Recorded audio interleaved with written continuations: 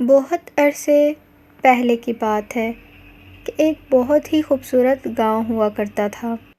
اس گاؤں میں خوبصورتی اور ہریالی بہت زیادہ تھی اور وہاں کے لوگ بھی بہت زیادہ اچھے تھے۔ اس گاؤں کا کھانا پینا ان کی زمینوں سے چلا کرتا تھا۔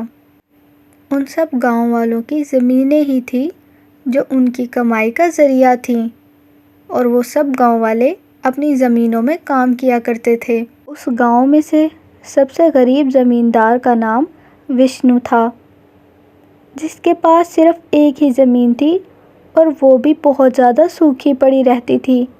اوروں کی زمینوں کے مقابلے میں وشنو کی زمین میں اناج نہ اگتا۔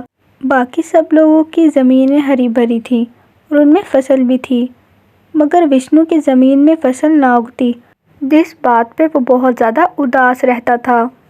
وہ اکثر یہی سوچتا تھا کہ میں اتنی زیادہ محنت کرتا ہوں پر میری زمین میں اناج کیوں نہیں اگتا۔ وہ دوسرے کسانوں کو بھی اپنی زمین کے بارے میں بتاتا۔ وہ لوگ بھی حیران تھے کہ یہ اتنی محنت کرتا ہے پھر بھی اس کی زمین میں اناج نہیں اگتا۔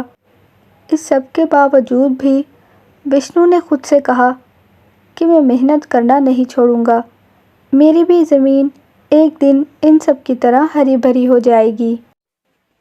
وشنو کام سے فارغ ہو چکا ہوتا ہے اور وہ بہت زیادہ تھک جاتا ہے، جس کی وجہ سے وہ ایک ندی کے کنارے آ کر بیٹھ جاتا ہے اور وہ سوچنے لگتا ہے کہ وہ اتنی زیادہ محنت کرتا ہے مگر پھر بھی اس کی زمین اناج کیوں نہیں دے رہی۔